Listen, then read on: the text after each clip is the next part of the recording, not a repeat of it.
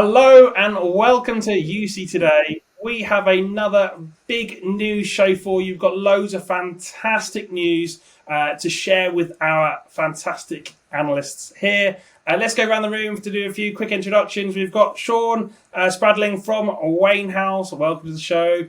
Followed by Mr. Social Media, Evan Kerstel. Welcome. Melissa Swartz, welcome back. And Dan Root, also from Wainhouse. I hope you're all well. Thank you for joining us today. And not least, my co-host for today's conversation, Mr. Rob Scott. How you doing, Rob?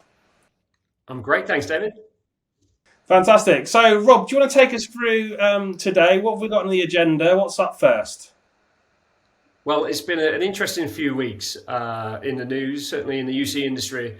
As we've seen, one big announcement that, first of all, is Microsoft hitting 300 million monthly active users, which was huge. But there's more to that than meets the eye, David. There's more Microsoft news underlying that announcement, which is certainly something I'm really keen on talking to you about, which is the decoupling of Microsoft Teams, which is a hot topic right now. What do you think? Yeah, absolutely. This is huge, right? So way back when, at the beginning of the pandemic, what did Microsoft do? The rather smart move of bundling in Teams with the Office 365 bundle, all as one for free, essentially. And what have we seen since then? This meteoric rise, this meteoric growth in Microsoft Teams users. Now, as you say, 300 million monthly active users. What an incredible achievement. But today they announced they're going to decouple that Teams proposition from the Office 365 bundle. Why are they doing this? Well, the suggestion is they're doing this to avoid a bit of an anti-competition or antitrust probe by the EU regulators. This has all come off the back of Slack, who put in a formal complaint back in 2020 that essentially giving away Teams for free was anti-competitive and not great for the rest of the market. Since then, the EU regulators have been probing Microsoft in more detail, particularly around this Teams Office 365 bundle, but also how Teams and OneDrive, that combination is that combination being tightly integrated with Windows, if that's also anti-competitive. So what do we know about Microsoft? Well, this is clearly not Microsoft's first rodeo when it comes to weathering these kind of antitrust, anti-competitive kind of probes. This has happened many times in their history. They got into a bit of hot water back in sort of 08, 09 time with their Internet Explorer. Remember that service? And at that point, it was them bundling that in with Microsoft Windows, and that was deemed anti-competitive. But they managed to get around that by making other browsers sort of readily available and paying a bit of a fine. I say a bit of a fine, it was about $560 million at the time. So this is also going on in another area of the Microsoft business. There's a acquisition of Activision Blizzard afoot at the moment, $69 billion. And this time it's Sony that has complained about that. So this, lots of corporate games going on. So I'm really sort of interested that what our sort of panel thinks about this. Is this decoupling of Teams from the Office 365 proposition, is it going to make a difference? We've got 300 million monthly active users already. Does this matter? Does it not matter? Let's go to Sean first. What do you think, Sean? I think it absolutely matters. The degree to which it's going to matter, obviously, is still up in the air a little bit. It also warrants mentioning that some of these the sources that were behind this were unnamed, and so we're still trying to figure out details in this. Negotiations are still going on between apparently the EU and Microsoft, so nothing's set in stone at this point. But I think it's really important that we recognize that, as you said, when the pandemic hit, that meteoric rise of Teams was associated and connected with the idea of this bundle. We can't necessarily decipher at this point how much of it was directly oriented around convenience versus the quality of the product that they've put together over time. That product has come a long way in those couple of years. But at this point, everybody in the market has switched over to a bundled approach, not necessarily productivity, but they're bundling communications with other things as best they can within their own sweet spots.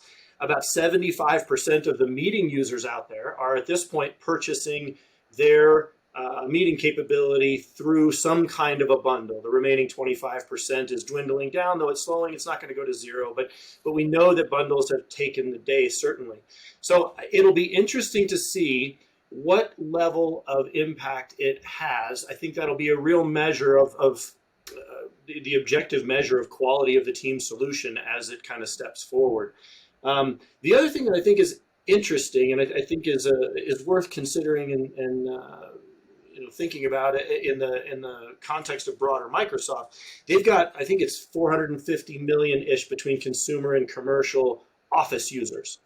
And so if you reach out and say that some percentage of that 300 million users is paid, I mean, there is some free in there as well. I don't imagine that it's quite to the level of Zoom or whatever, but there's some level of free in there. So at some point you need to emphasize that these products aren't exclusively connected in order to get towards that 715 million knowledge workers that are in the world. So you've got to step outside of Office to continue growing. And I think Google's base of workplace users is a valid target for teams over time, as long as that decoupling is performed. So you mentioned the history around antitrust. I think we've also seen that Microsoft has found a way to turn some of those to their advantage. Their moves to appease EU regulators has also turned to their advantage in some cases. And there could be a strategy behind this that allows teams to move out from behind Office as a total market offering. Sean, I think you're right about the fact that once it's decoupled, assuming that happens, Teams is going to have to stand on its own as a solution. And people that would have already just said, well, it's included, so we're just going to go with it, now have a decision to make that they didn't really necessarily have to make before. And so they may be looking at Teams and evaluating its actual merits as opposed to the fact that it's included, and so we're just going to go with that because it's already there. So I think it'll be interesting to see how that impacts their growth going forward. There's a real possibility that it incents innovation, which I'm excited about. We've been watching a lot of goat avatars and that sort of thing come out for a while from all the vendors. So it'll be interesting to see what innovation this brings. Sorry, Dave. But innovation I think is the key, and I would sort of zoom out to the big picture, which is that bundling for these big tech giants is the competition killer. I mean, this is how the future is going to look with not just Microsoft, but with Apple. You could look at Amazon Prime is kind of a bundle, and it is takes a stranglehold on the particular market they're going after. So my big question is, where are the U.S. regulators? Where are our regulators looking at big tech? They seem to be missing in action or unable to come up with an approach that, gets through our political process at the moment.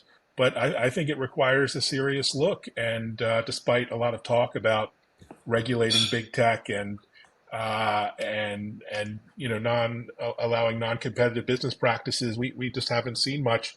Probably too late for Slack, for example. Who were probably the biggest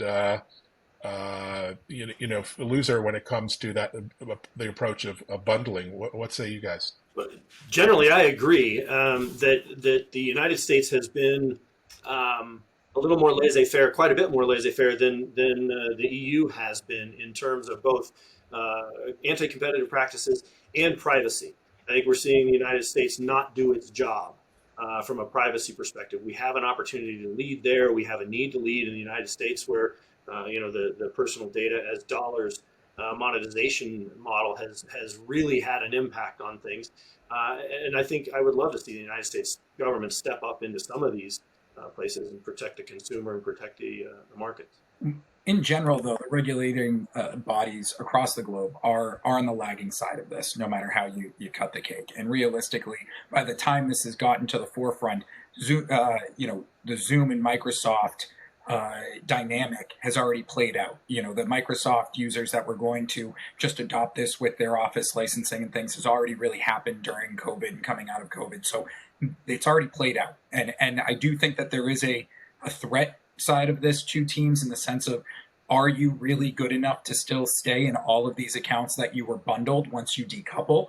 But then there's also the conversation around the unit economics. Is this going to change the pricing of teams overall by having to decouple this? And once you start putting unit economics behind it that's in line with some of the other players, now there's really a reason to go through and evaluate, is this the best platform for me to align with, or should I be looking at some Zoom or WebEx or RingCentral or something else down the line? And that conversation, I think, obviously we'll have to wait till pricing comes out. But if this comes to fruition, I do see this needing to drive reliability and a fair amount of innovation in that area for teams. Just because I think we all have probably said at one point or another, Teams is good enough when good enough is the standard. But if you need to go above that, you do have to think about, what platform is going to give me the most consistent, reliable, connection and minimal packet loss. That's a really good point, Dan, actually, around pricing. How do you price a previously free service or perceived free service? What happens there is going to be interesting to watch. Should we move on to our next topic? Rob, what have we got? Yeah, absolutely. Well, it does feel a little bit like another Microsoft month, because actually next on our agenda was to talk about Microsoft Viva, which isn't typically a product that we cover on UC Today. However, because it's so heavily involved in productivity, a hybrid workplace, and employee experience, we seemingly connecting that into the UC world quite often, more and more. So anyway, it was Microsoft's Viva Summit just a week ago or so. And something interesting was announced, David, around employee engagement, and that companies perform twice as good, I suppose, and double their profits and that kind of thing, and stock prices, I think they mentioned, if employee engagement is at the heart of a business and their technology tools and that kind of thing. So, interesting topic, David. What do you think on this one?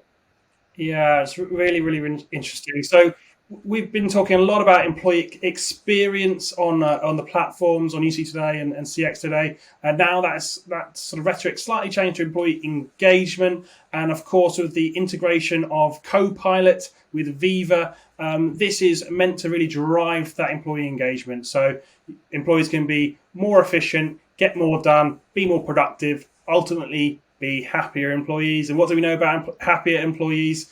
They work better, and which is better for the business. So this is what we're seeing. If you're not sure what Copilot is or Viva is, go and check it out on uctoday.com. There's loads of coverage there. So I'm not going to go too much into Copilot, but I do want to talk about this employee engagement and what our panelists are seeing, particularly around meetings as well.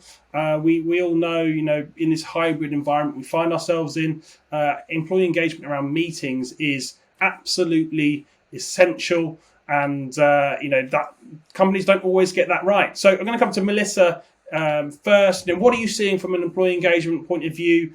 What are some of the innovations that really talk to employee engagement from your perspective? What are you seeing, Melissa? Well, I think it's interesting because in this Microsoft story, they are equating they're not totally equating, but they're basically saying productivity and engagement are tightly entwined. And I think that that's probably hard to argue, because if you're not engaged and you don't care, then you're probably not going to do much. So, that's intuitively obvious. But I don't know that you can always say that they're equal, that productivity equals engagement or engagement equals productivity. Think about the people who are that work kind of in a isolation, like a programmer, for example, who doesn't need a lot of other people around. Obviously they work with other people, but their job is typically more siloed and isolated. But they can be very productive, but not necessarily be engaged. So I think it's interesting to try to tie those together, and I'm not sure that that's completely accurate all the way through. But back to the employee engagement and how do we engage people when we're in this hybrid mode, in the office, not in the office. I don't think anybody has solved that, and there's no silver bullet. So I think the technology tools that offer or that are targeted towards meeting parity, trying to bring together an equal experience for people who are remote to the meeting and who are actually in a room together. I think they're going the right direction. I just don't know at what point you can actually really duplicate everybody being in the room when some people aren't. I think that the products have come a long way, way much better than they were before.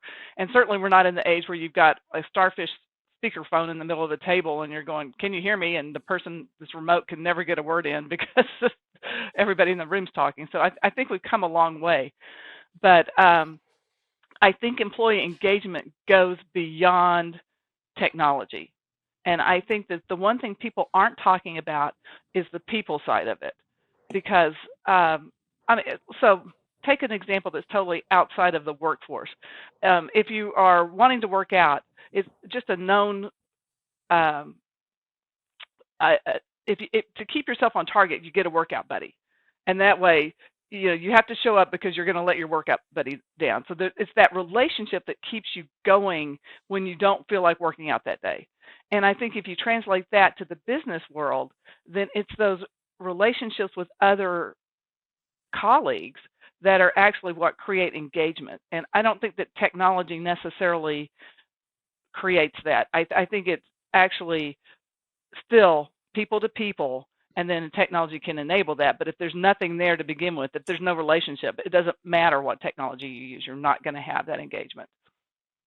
I couldn't agree more, Melissa. I think that the important thing for technology providers at this point is to try and find ways to bring people back together. Yeah.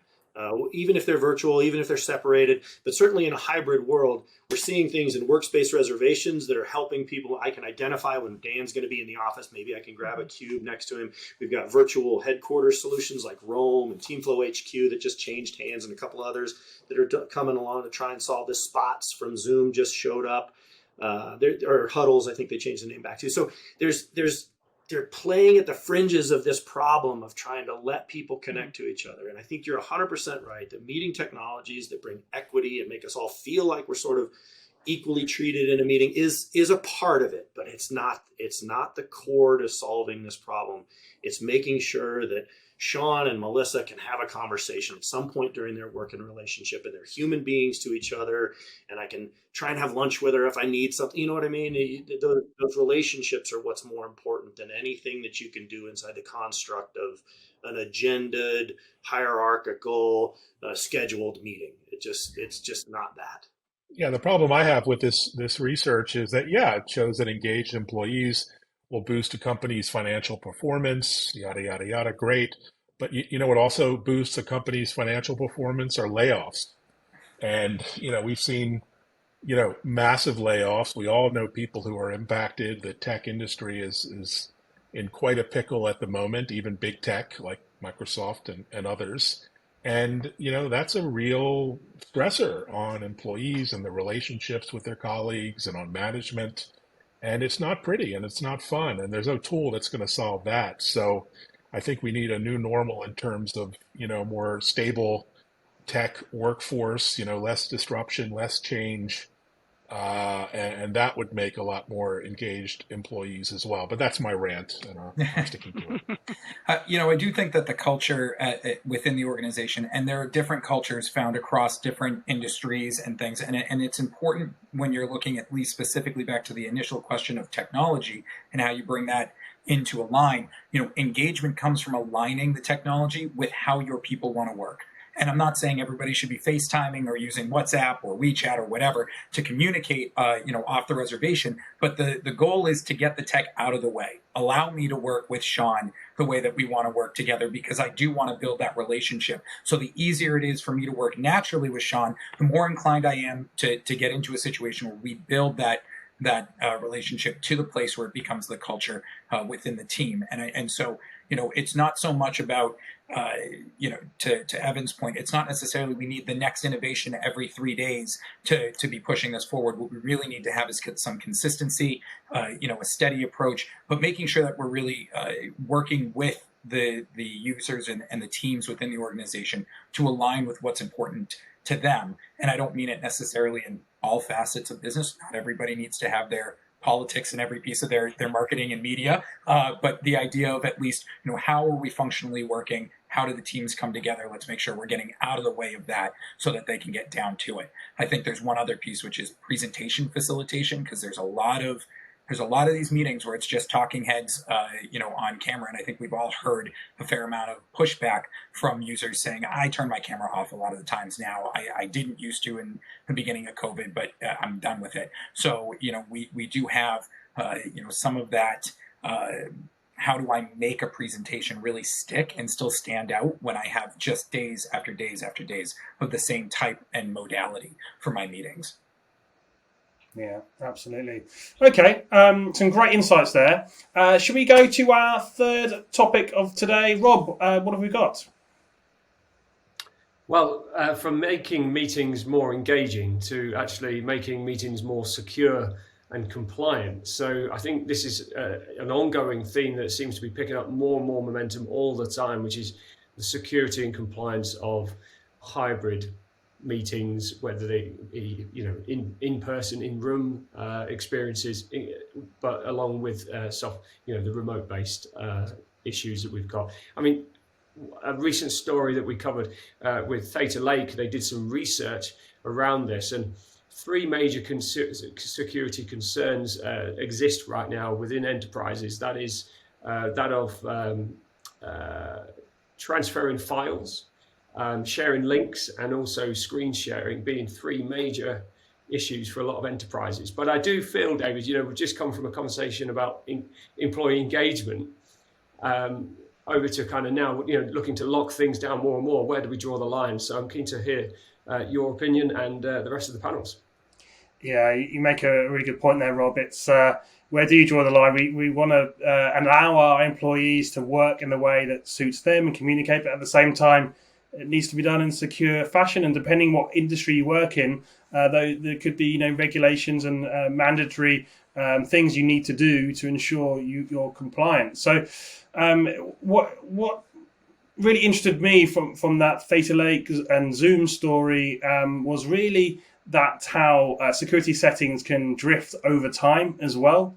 You buy a piece of software, you install it, and then 6 months, 12 months down the line, suddenly you're not quite as secure as you were because the settings are kind of drifted away from you. There's been updates and what have you, and you're not quite on top of it. And that kind of reminded me of actually social media a little bit. Every 6 months, Facebook seems to come out with a new set of requirements, something to sign. And you have to really concentrate and say, well, what kind of data am I giving Mr. Zuckerberg this week? I'm not quite sure how secure is my personal data. So that really resonated with me.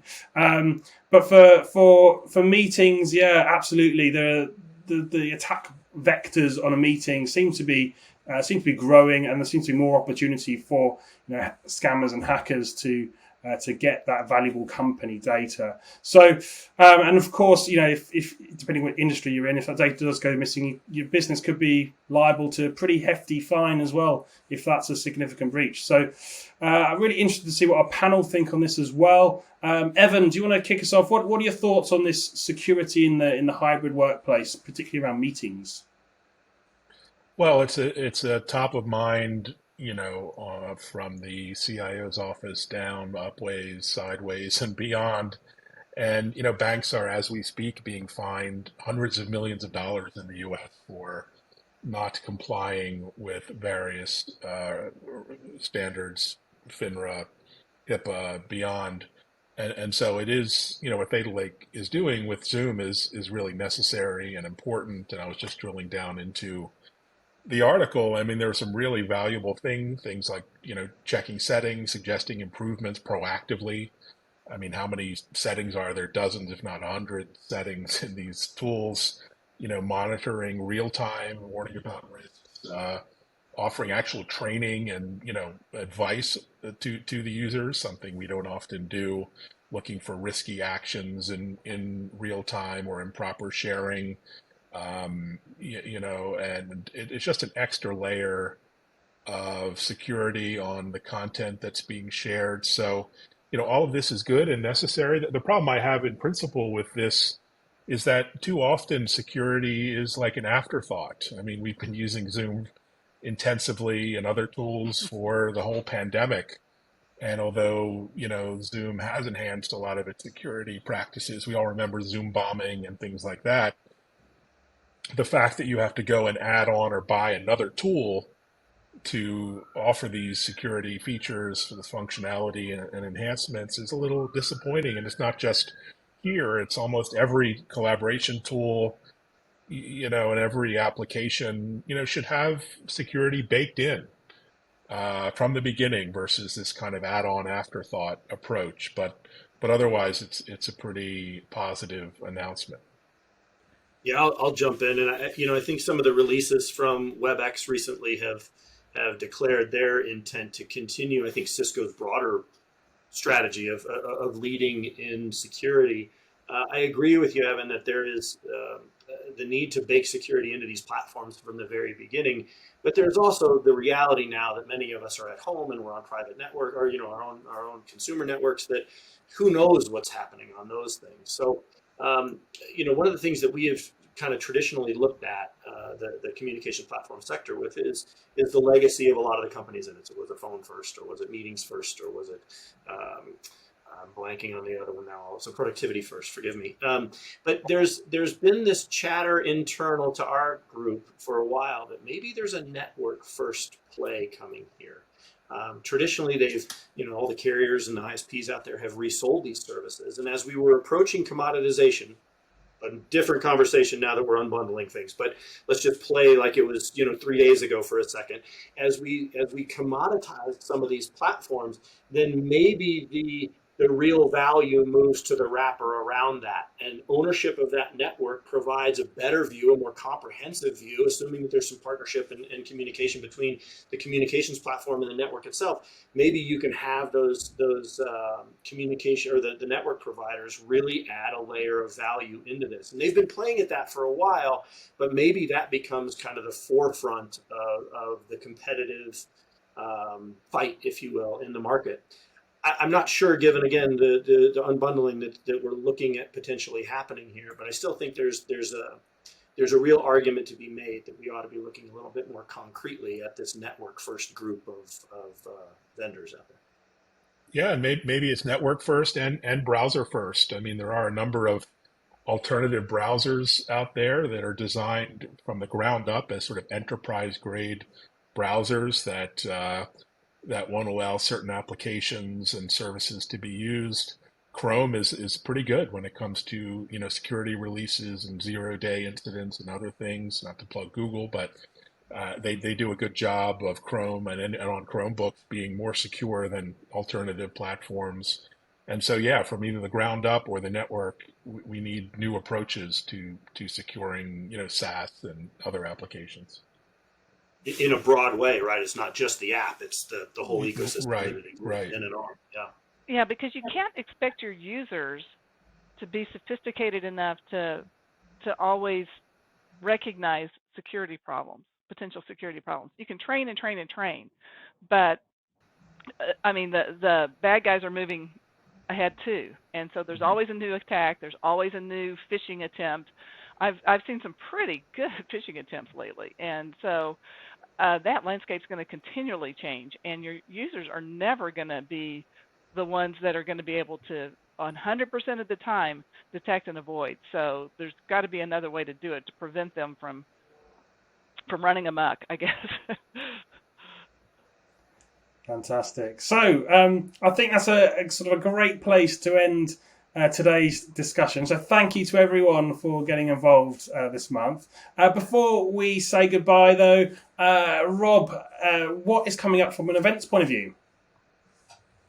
Yeah, absolutely. Well, there's not only has been lots of news, there's been some quite significant events recently, especially in the Microsoft Teams world, funnily enough. But we've just had CommsV Next and various other things going on, but certainly events coming up. More importantly, around about now, when this video comes out, Channel Partners Conference in Las Vegas launches. That's a 4-day event from the 1st of May to the 4th of May. Shortly after that, in June, 4th of June, we've got a 1-week event from Infocom, again in Las Vegas. And last but not least, probably worth mentioning, we've got Commsverse. If you're a Microsoft Teams fan or you're in that ecosystem in the UK, we've got a 2-day event at Mercedes-Benz World in Weybridge in Surrey, which is a fantastic venue if you've never been. So 3 very significant events, but lots more on our events page at uctoday.com/events. Fantastic. So, well, thanks again to Sean, Evan, Melissa, and Dan, and of course my co-host Rob. Make sure you tune in to UC Today for all the updates from these events coming up as well. That's it from me. See you next time.